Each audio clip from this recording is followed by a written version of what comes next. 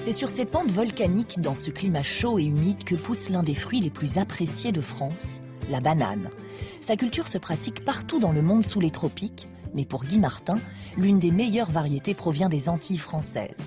Dans ces départements d'outre-mer, le savoir-faire des producteurs a beaucoup progressé et offre aujourd'hui un produit d'excellence respectueux de l'environnement. La banane, c'est le rare fruit, on va dire exotique français, qui vient du soleil, des cultivateurs à des milliers de kilomètres. Leur savoir-faire, leur tradition vont nous permettre de déguster un produit exceptionnel. À Paris, Guy Martin a choisi le très populaire marché d'Aligre pour commencer ce périple exotique autour de la banane. Jean-François, bonjour. Comment allez-vous, Guy? Et vous, ça va? Ça va, merci. Bon, ça fait plaisir de vous revoir. Alors la banane. La banane. Ah, la banane, c'est large. On a plein de choses, on a plein de provenances, on a plusieurs variétés. Là, tout n'y est pas. Tout n'est pas, mais c'est quand même un petit tour du monde, là, un non? petit tour du monde, quand même. Alors, racontez-nous une belle histoire. Alors, une belle histoire. Là, ici, vous avez de la fraisinette de Colombie, qu'on trouve sur la ligne équatoriale, qui fait partie des innombrables petites variétés qu'on appelle communément mini-bananes. Ici, une banane moins connue, assez curieuse, la banane rouge. La banane rouge, qui est à la fois un fruit, mais surtout un légume. Et puis ici, la mère de toutes, ou de beaucoup, on va dire, la banane camerounaise. Mais elle sera par rapport à une Cavendish antillaise toujours un petit peu plus rustique, ouais, presque âcre. Ouais, presque un peu plus brute comme goût. Voilà, exactement. C'est tout à fait ça. Donc derrière ça, on a la banane plantain. Alors la banane plantain, ça reste quand même un légume. C'est un légume, ouais. C'est un légume qu'on trouve en Afrique et qu'on trouve aux Antilles aussi, et dans d'autres régions, notamment. Où là, vraiment, la banane est une industrie très lourde, l'Amérique centrale, notamment le Costa Rica et Suriname. Hein. Donc, principalement, nous, ce qui nous intéresse, c'est la planteur en jaune ou la planteur en verte, qui se cuisine des deux façons, mais qui se cuisine toujours en légumes. Et quand même, cette banane qui vient de chez nous. Alors, cette banane qui vient de chez nous, bon, alors là, voilà, c'est notre banane des Antilles, notre Cavendish préférée. Et qui est une banane, à mon avis, qui est certainement très complète parce qu'elle a beaucoup de goût, elle a une très bonne texture, elle est juteuse et très fruitée.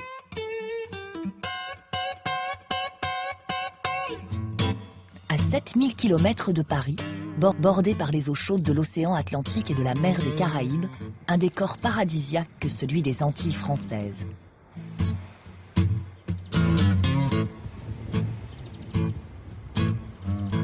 Ces deux îles principales, la Guadeloupe et la Martinique, comptent 750 bananeraies. Parmi elles, celle de Jean-Yves Paviot, située au sud-est de la Martinique. Il produit chaque année près de 400 tonnes de bananes. Alors voilà, nous nous trouvons devant un régime de bananes des Antilles, la fameuse banane des Antilles, Guadeloupe, Martinique. Banane de type Cavendish, banane pour laquelle nous nous battons et sur lesquelles nous sommes tous les jours. Et pour pouvoir présenter à nos clients finaux une banane de qualité à tous les aspects, esthétiques et de goût. Il existe à travers la planète près de 1000 variétés de bananes. Comestibles ou non, aux couleurs et aux tailles variées, au goût plus ou moins sucré, la banane est un fruit dont certaines variétés se consomment en légumes. La variété la plus répandue au monde est la Cavendish. C'est celle qui pousse dans l'exploitation de Jean-Yves sur un bananier tel que celui-ci. Et contrairement aux idées reçues, le bananier est une plante et non un arbre. Ce qu'on voit là, c'est pas un tronc véritablement, c'est seulement un pseudo-tronc. Et en fait, c'est une plante herbacée qui peut monter jusqu'à 7 ou 8 mètres de haut. Même plus, il y a des variétés qui sont même plus hautes. Bon, là, ici, on a le cœur central qui est monté comme un régime. Là. Et ici, tout ce qu'on a, c'est l'enroulement des feuilles, des différentes feuilles émises, de la base qui sont enroulées autour et qui ont donné les différentes feuilles et l'enveloppe en fait qui protégeait le bouquet central qui lui-même donnait la fleur et le régime par la suite. Le bananier est une plante pérenne qui produit des fruits tout au long de l'année. Les bananes se présentent en régime, rattachées non pas à des grappes, mais à ce que l'on appelle des mains. Puis un bananier bien en santé, on a à peu près une vingtaine de bananes par main de banane. Sachant qu'on va laisser à peu près en sélection entre 7 et 8 mains de bananes, voire 7 bananes, 7 mains, ça nous fera 140 bananes. Le terroir de la Martinique est idéal pour la culture des bananes. Une lumière intense, des températures chaudes, un taux d'humidité important, des pluies abondantes et un sol de qualité. Ici, je suis sur le sol qu'on va appeler argileux, sol pièce halitique, un sol qui est ni trop lourd ni trop léger, suffisamment riche pour permettre à une plante comme la banane de pousser ici.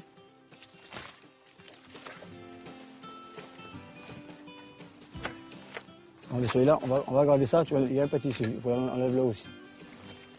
Là, par contre, à l'instant, il faut savoir que la banane nécessite des soins au quotidien. Donc c'est une fruit très fragile. Donc quand je tourne ça comparé à la peau de banane à la peau d'un bébé, donc il faut prendre soin. Et notamment des opérations qui sont incontournables en culture de banane, ce sont les opérations de dépistillage, de pose de mousse et de gaines de protection. Pour permettre d'avoir une qualité optimale le jour de la récolte et maintenir cette qualité tout au travers du processus de transport jusqu'au stade final qui est l'arrivée sur le marché européen. Donc là, il est en train de dépistiller, en fait enlever les résidus de la feuille, comme ici, pour éviter que quand les bananes ça va accroître et que ça va se recourber, que les bananes du bas ne viennent avec les pesticides qui ont dû aussi venir gratter, venir abîmer ici la peau des bananes supérieures.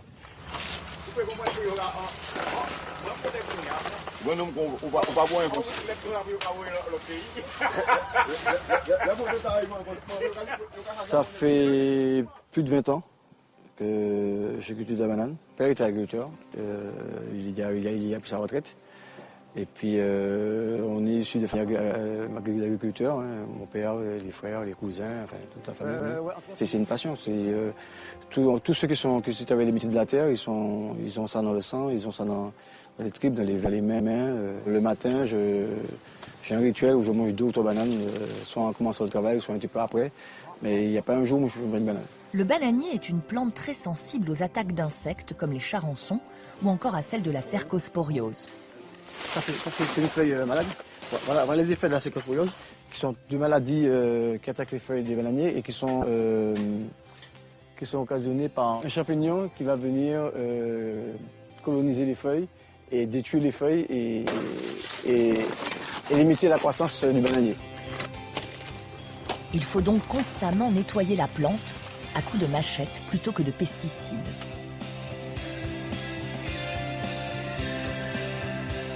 La banane, d'abord, c'est un produit français, c'est un produit des Antilles, la Guadeloupe.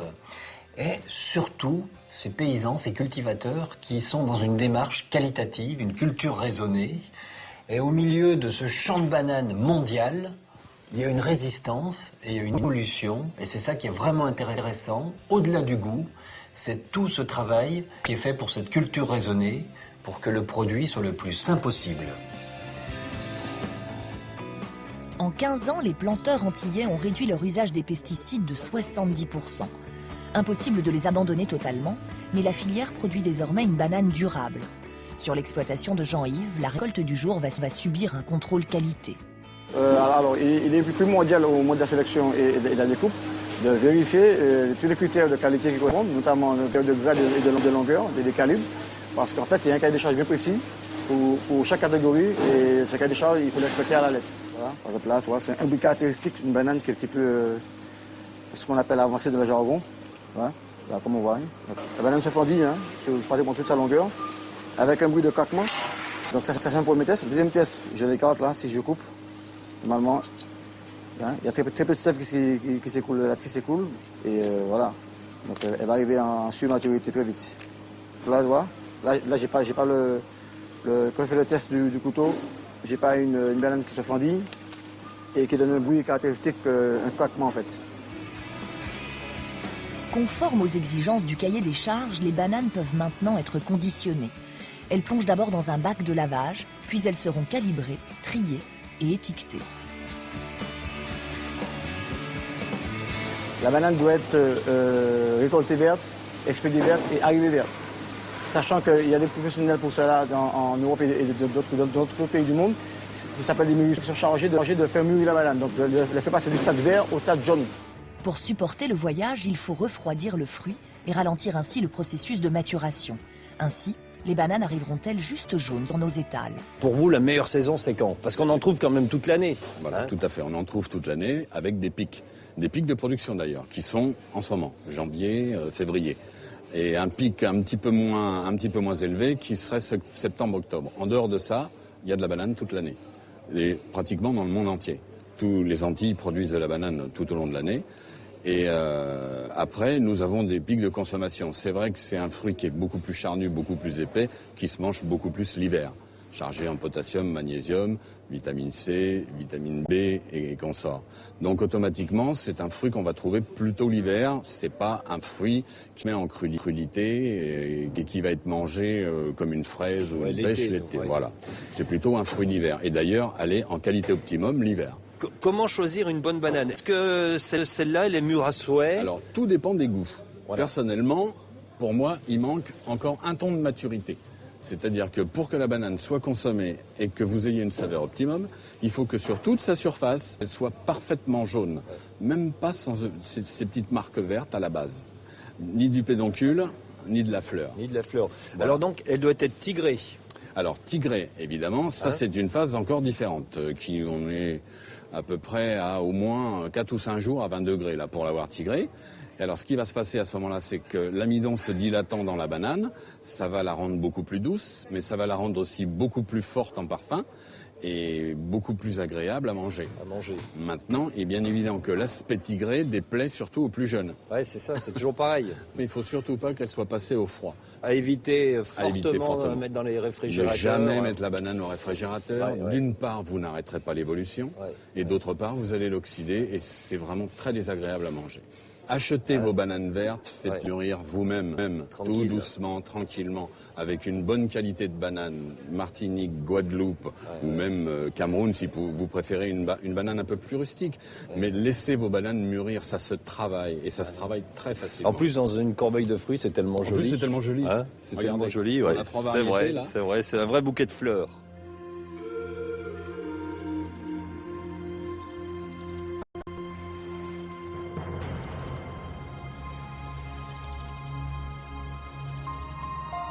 L'apparition de la banane aux Antilles remonte à 5 siècles, sa culture a moins de 100 ans.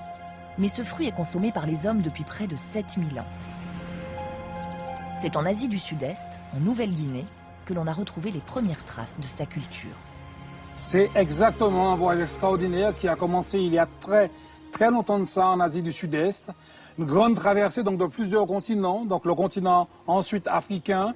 On en a retrouvé en Europe pendant la période médiévale et les premières bananes ont été introduites aux Antilles, donc plus précisément sur l'île d'Hispaniola en 1516 par le révérend père Thomas de Berlinga. Donc la banane vient de très loin et a fait son voyage sur une très longue période.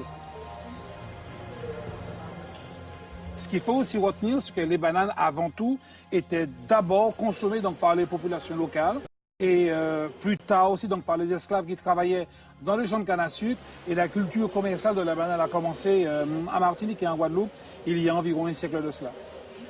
Pendant très longtemps, c'était un fruit qui était réservé à une certaine élite. Et certaines personnes vous diront, il y a 30 ans en métropole, que c'était à Noël que les parents offraient une banane.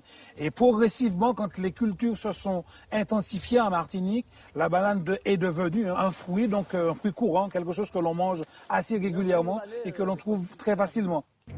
Dans les années 40, la variété cultivée ici et dans le reste du monde se nomme la Gros Michel. Complètement décimée par une maladie, elle se voit remplacée par une variété plus résistante, la Cavendish. Dans les années 60, aux Antilles françaises, la filière s'organise.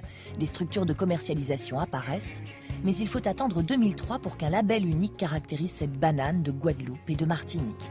Une production qui représente aujourd'hui 50% du PIB local.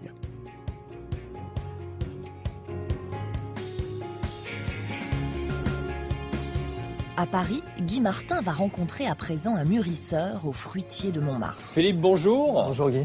Comment allez-vous? Très bien, très Ça bien. va? Alors, vous allez tout nous expliquer. La banane, elle est déchargée du bateau. Qu'est-ce qui se passe après? Voilà, donc pour éviter qu'elle n'évolue pendant la phase de transport en bateau, elle est maintenue à 13 degrés. D'accord, déjà elle est descendue en température. Voilà, on l'endort un petit peu. Voilà, on évite d'évoluer. Alors un des avantages de la banane antillaise, c'est qu'on n'a que 8 jours de mer. Donc par rapport aux autres origines qui ont entre 15 jours, 3 semaines. ouais. Et du coup, ce qui nous permet de l'accueillir à maturité, ça va lui donner après son goût justement un peu spécifique. Et donc, elle est transportée à 13 degrés. On va venir la décharger, ensuite on va la réveiller tout doucement dans nos mûrisseries, c'est-à-dire qu'on va dans des chambres à température dirigée, on va monter la température progressivement jusqu'à 16-18 degrés et injecter de l'éthylène qui est le gaz naturel des fruits. Juste on injecte dans la chambre pour démarrer la transformation. Que de nouveau la banane se réveille, c'est ça. Et donc ensuite ça démarre et l'amidon, il y a un phénomène d'hydrolyse, donc on consomme de l'oxygène, on transforme l'amidon en sucre, en saccharose et en fructose, et on dégage du gaz carbonique. Et donc, il faut apporter à la banane de l'oxygène, lui enlever son gaz carbonique, et ça dure 5-6 jours, où on va transformer en fait cette banane d'une banane verte à une banane jaune. Alors ici, elle est telle que les consommateurs français la demandent, c'est-à-dire à pointe verte. Alors, est-ce qu'il y a une évolution sur les origines, sur les plants de ces bananes? Est-ce qu'il y a des mutations? Est-ce que vous faites des recherches? Est-ce que vous pouvez nous dire quelques petits secrets? Alors, il y a 1000 variétés de bananes, mais la banane dessert que l'on consomme, c'est de la Cavendish. Ouais. Mais elle est venue progressivement dans l'histoire et elle a suivi d'autres variétés comme la Gros Michel qui a complètement, par exemple, disparu de la production mondiale parce que les maladies, en fait, on n'arrivait pas à lutter. En fait, cette banane a disparu parce qu'elle était attaquée par différentes maladies.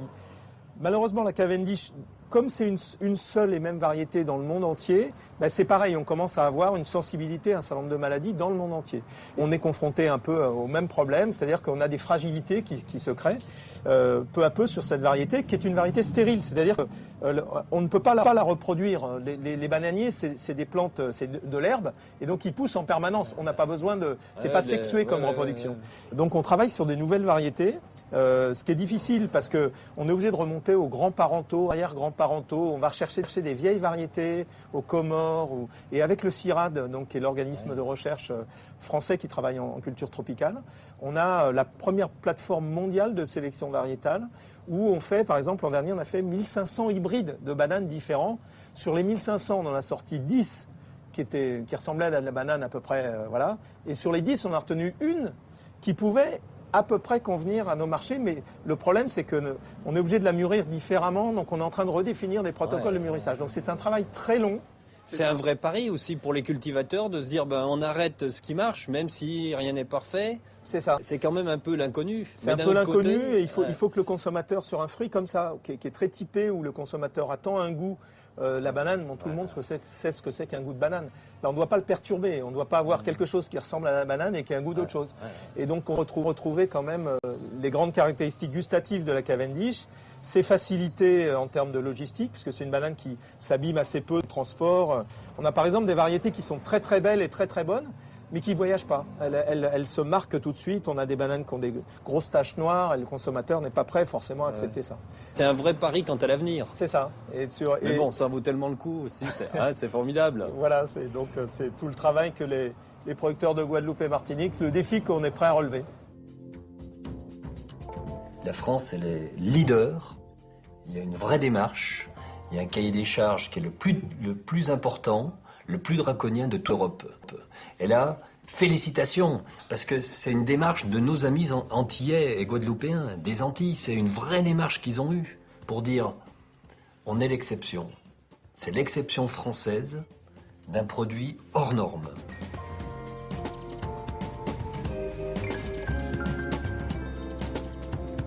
La banane est non seulement la première production agricole des Antilles françaises, mais elle est surtout son premier employeur privé. 10 000 emplois, toute activité confondue.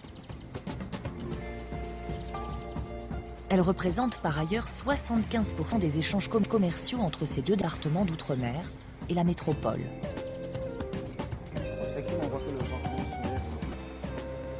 Une question de métropolitain se pose. D'une île à l'autre, le goût du fruit varie-t-il ? Le consommateur qui ira demain acheter une banane de Guadeloupe ou de Martinique achètera exactement la même banane. Elle aura exactement le même goût parce qu'elles sont produites sur des terroirs qui sont identiques. Elles sont produites selon un cahier des charges qui est commun aux deux îles, qui respecte les mêmes conditions de production, les mêmes conditions environnementales et les mêmes conditions sociales. Par contre, effectivement, il y aura une différence avec une banane qui vient d'une autre origine, parce que le goût ne sera pas tout à fait le même, déjà, et de plus, ce ne sont pas les mêmes conditions de production.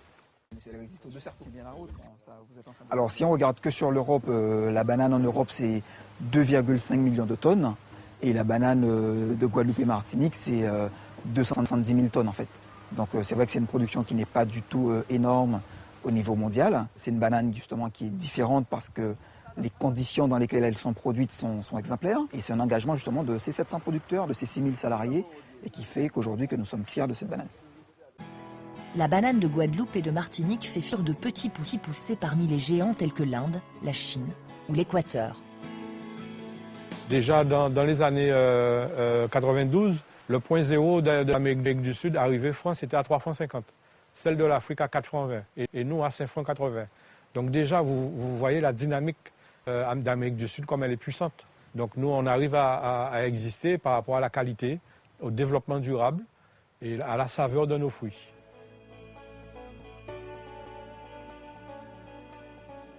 En France, la consommation de la banane, 6-7 kilos par an. La moyenne européenne, 10-11 kilos. En Afrique, plus de 200 kilos par personne. Hein. L'Ouganda, 280 kilos de bananes par an. Donc vous vous rendez bien compte que la banane, elle fait partie du quotidien. Dans une partie de l'Afrique, et dans les Antilles aussi, cette banane est un peu notre pomme de terre. Anti-banane tous les matins, qui sont voyants, qui sont tina. Et même si vous préférez en plantain, c'est ça qui pend des pieds ou fin. Confiture, soufflés, gâteaux, beignets, cocktails, les recettes à base de bananes sont innombrables. Aujourd'hui, Nancy, une cuisinière experte banane, propose à ses élèves une recette très simple pour l'apéritif. Alors, nous allons commencer tout d'abord avec les bananes de Guadeloupe-Martinique, les bananes vertes pour faire des frites, puisqu'on va servir ça à l'apéritif. On va prendre des bananes vertes, tu coupes des petites rondelles, et on va faire exactement comme si nous avions des pommes de terre. On va dorer comme on le ressent. Noémie, tu regardes bien parce que l'essentiel, c'est de ne pas faire de gestes brusques pour ne pas que ça n'éclabousse pas sur toi. Voilà. Pour cette recette, on peut utiliser toutes sortes de bananes, roses, plantain ou cavendish,